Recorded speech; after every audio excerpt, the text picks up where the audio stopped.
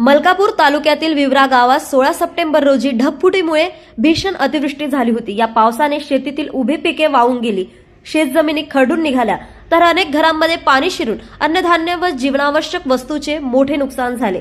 नुकसान पाहणीसाठी पालकमंत्री, आमदार, महसूल अधिकारी आणि संबंधित यंत्रणांनी भेटी देऊन पंचनामेही करण्यात आले। मात्र 4 महिने उलटून नुकसान भरपाई ग्रामस्थांच्या खात्यात जमा झाली नाही। बँक खाते, पोस्ट खाते आणि आता स्टेट बँक असा घोळ घालत शेतकरी कार्यालयाच्या चक्रा मारत आहेत।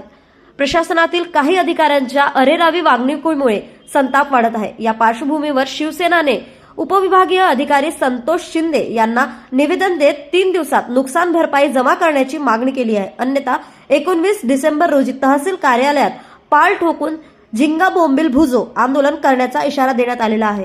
तालुक्यात 16 सप्टेंबर 2025 रोजी अतिवृष्टी होऊन शेतकऱ्यांच्या पिकाचं पाणी घरात घुसून रहिवासी नागरिकांचं मोठ्या प्रमाणात नुकसान झालं होतं।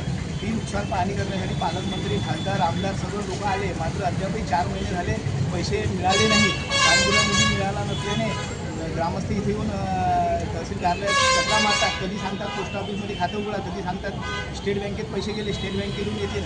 अद्यापही 4 महिने झाले पैसे मिळाले नसल्याने आज शिवसेना उद्धव बाळासाहेब ठाकरे साहेबांच्या वतीने आम्ही उपविभागीय अधिकारी यांना निवेदन दिले असून 3 दिवसात जर पैसे मिळाले नाही तर राहुटी टाकून झिंगे आणि बोंबील भाजो आंदोलन आम्ही करणार असल्याचा इशारा उपविभागीय अधिकारी यांना देण्यात आला। 2025 रोजी अतिवृष्टी झाली होती। त्यामध्ये आमच्या मलकापूर तालुक्यातील विवरा गावामध्ये ढगफुटीसारखा पाऊस पडला। त्या ठिकाणी पालकमंत्री मान्य सावकारे साहेब, आपल्या विभागाचे आमदार संचेती जो संतोष शिंदे साहेब, तहसीलदार राहुल तायडे साहेब, ते स्वतः येऊन पाहणी केली।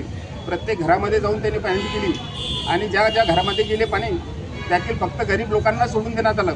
म्हणजे ज्यांच्या झोपड्या आहे, जे अतिशय शेतकरी आहे, शेतमजूर आहे, भूमिहीन आहे, अतिक्रमण धारक आहे आणि नाल्याच्या काठी राहतात, परंतु त्यांना अद्यापर्यंत पैसे मिळाले नाही। हे पैसे 2 दिवसात जर नाही मिळाले, गजू भाईंनी सांगितल्याप्रमाणे आम्ही या ठिकाणी तंबू त्यांच्या पटांगणात गजू साहेबांच्या समोर गाव तंबू टाकू आणि त्या ठिकाणी जुली पेटवू, झिंगे बोंबील जाळू आणि यांना सगळा वास देऊ की गोरगरीब कसे राहतात।